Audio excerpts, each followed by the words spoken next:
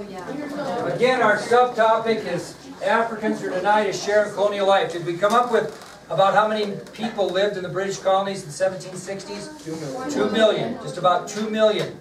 Now, of those 2 million, we estimate that between 300,000 and 400,000 were of African birth or background. In other words, we had between 300,000 and 400,000 African slaves or children of slaves in the United States and the British colonies in the 1760s. Now, it's kind of a sad story because these black colonists really helped build the colonies, did they not? No doubt. But they were denied any opportunities that any other colonial group had in the New World. So even though they were a big part of helping build the colonies because they were slaves, they were not given any opportunities that other colonial groups took for granted. Now, if you think about this, British settlers coming to America meant freedom, right? That's why they came. And to build a better opportunity for themselves. And for black and white women, for black men and women, it meant nothing of the kind. They had no freedom in the United States. And they didn't come to America freely, did they? They were brought against their will, in force, most of them in chains. So you got to picture that most of these African slaves that came over to the colonies were brought here against their will, taken from their own country, by force, taken away from their families and chained.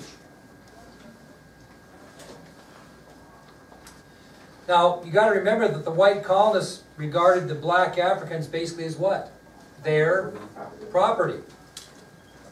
And if you were an African, you became a slave, you basically were a slave for the rest of your life. Okay?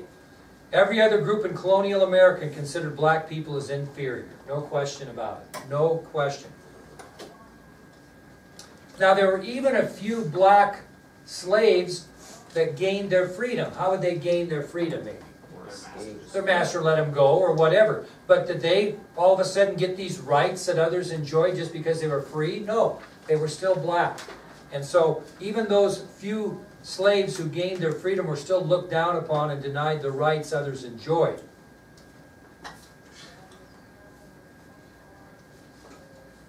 And I'm going to kind of tell you how these slaves got to America. Okay, obviously what brought them to America? A colonial demand for slavery or labor.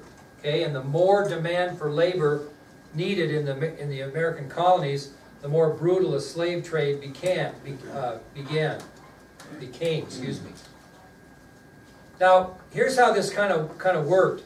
It's kind of sad, but a lot of these blacks were captured by enemy tribes, so they weren't even captured by white people. Enemy tribes would capture other blacks and march them by force to African seaports.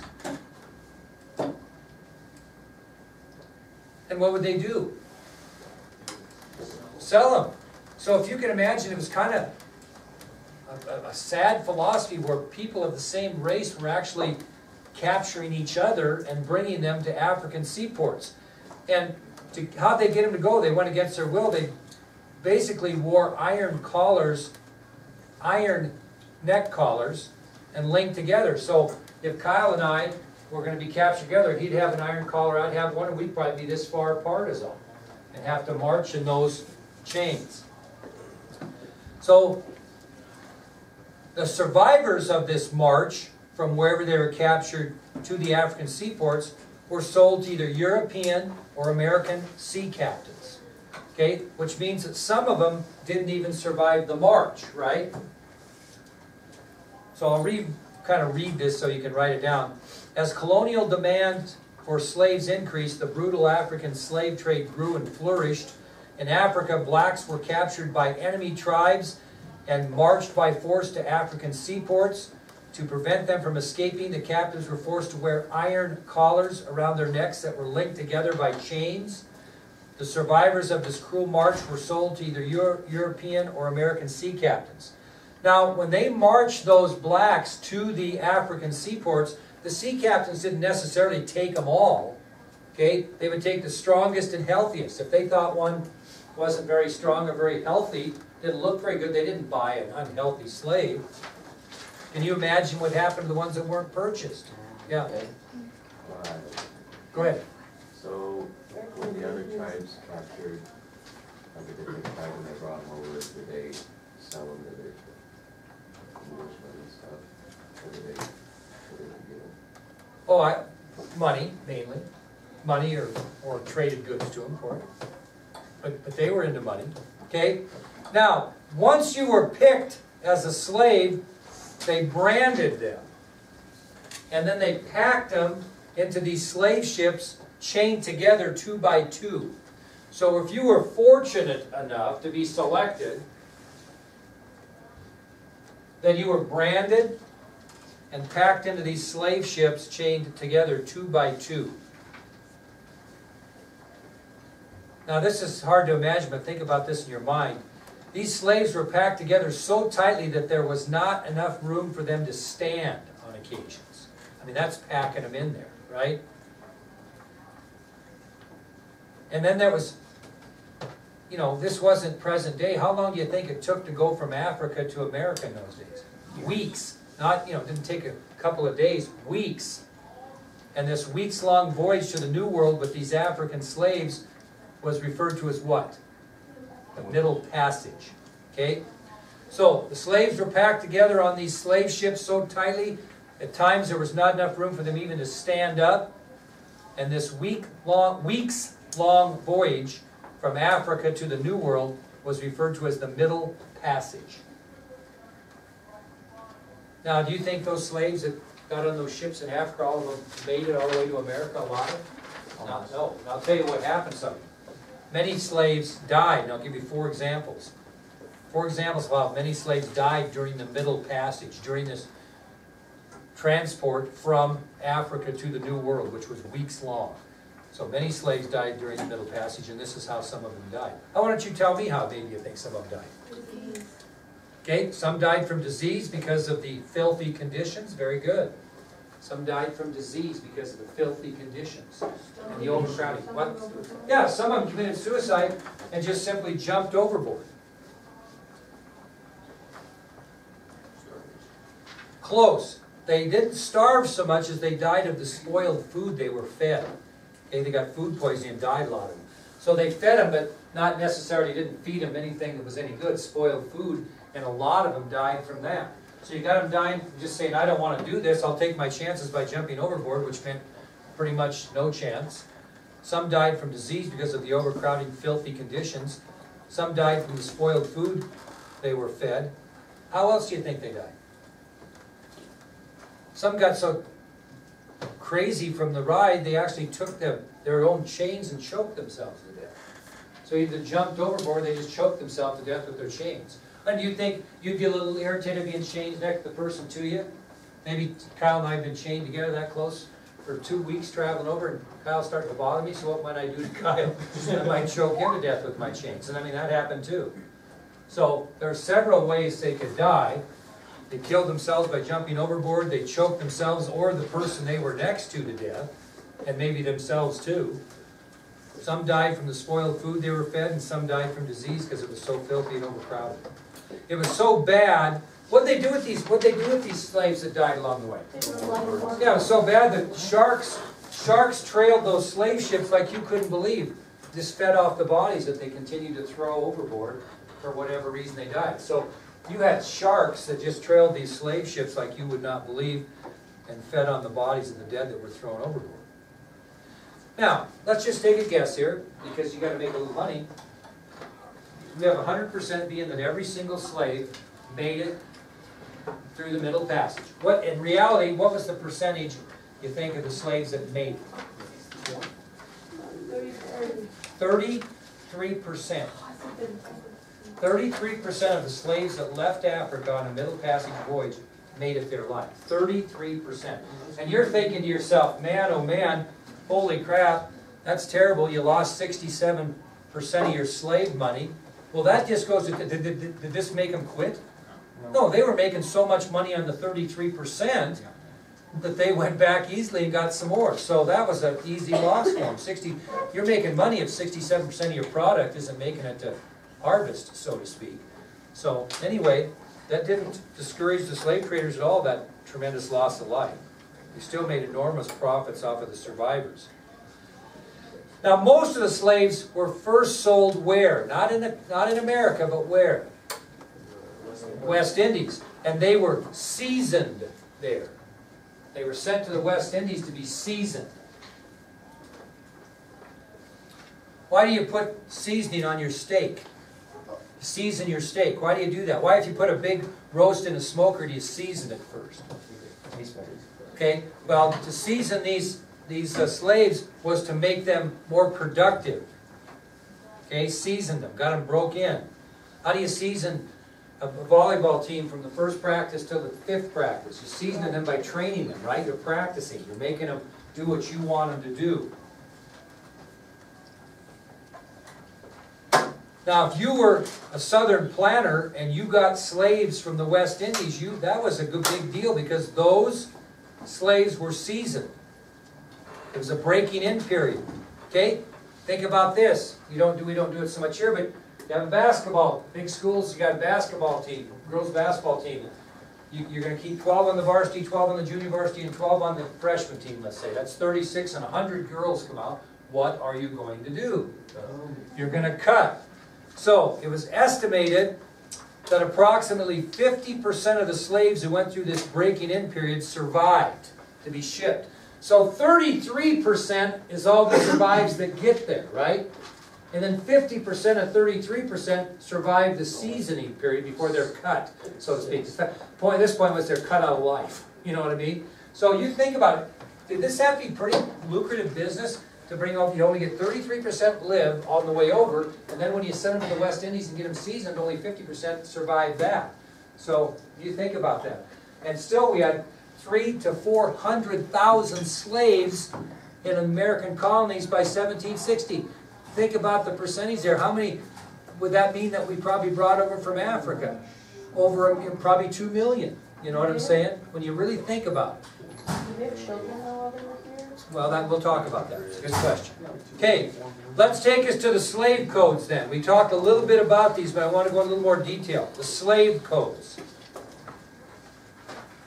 Now, think about this. As more black slaves come into America, the proportion between whites and blacks becomes narrowed, right? And what do southern colonists become when all of a sudden we're getting that kind of a population? Minority. Well, they start getting paranoid because if you get too many of them together, they might what? Revolt. So as the proportion of slaves to white people increased in the southern colonies, white Southerners became alarmed because they believed the large numbers of black people might cause some issues and might make the black slaves hard to control. They may revolt. So they put in these unbelievable slave codes to keep the black in their place. So again, as the population increased among black slaves in America, white Southerners who were slave owners became alarmed. They were concerned about the population increase. They thought the black people might actually stand up for themselves and cause some issues. Might make them hard to control. They might even revolt. So they put in these very harsh slave codes. Now, I'm going to give you 4 examples of laws that were set up to make sure that slaves did not get out of control while they're here and have the ability to think for themselves or revolt. Okay? Number 1, slaves were forbidden to meet together. Couldn't even meet together. They were forbidden to meet together. Because if they met together, they might come up with what? A plan or something. Yeah, so they didn't even let them meet together.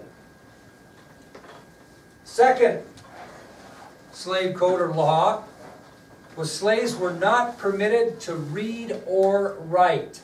My God, they might get a mind of their own. So they weren't permitted to read or write.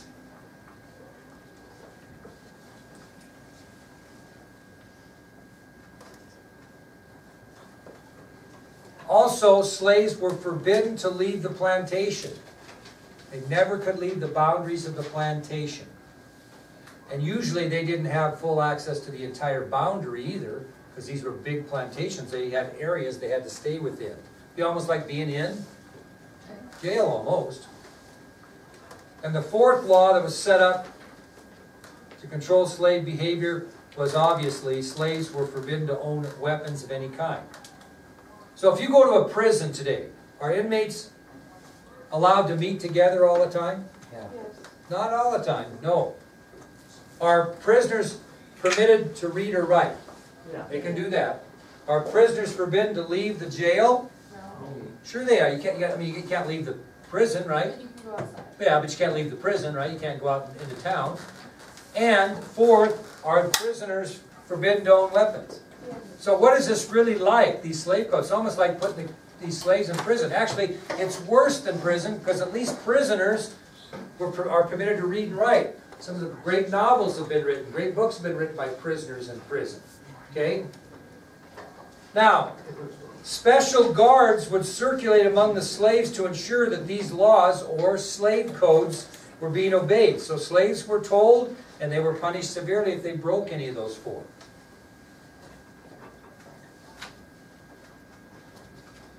Well, let's start talking about some black resistance to slavery. Maybe these blacks are going to decide we've had enough of that. Okay, black resistance to slavery.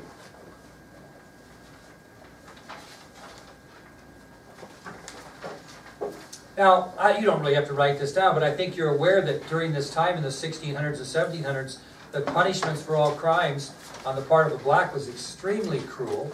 Under these slave codes, the punishments for slaves are more severe than punishments for white colonists who may have committed the same crimes, right? Here's an example of what could happen to a slave for a minor crime.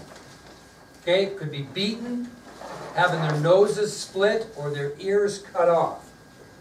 That was a pretty typical punishment for a minor incident among slaves. For minor crimes, they were beaten, split, they just take their noses, this guy here, split their nose, or cut their ears off. Now, if they got into a major crime, if they raped someone, or killed someone, or something that was considered a major crime, they either were hung or burned to death. And they didn't burn them while they were dead. So they were either hung or burned to death. Well, finally, these slaves became tired of this. And they found ways to strike back against their masters. And I'm going to give you 4 examples of ways that slaves began to resist to slavery and began to strike back. So finally, slaves got a little tired of this treatment, which wouldn't be hard to get tired of. And here are 4 things they did to strike back against their masters.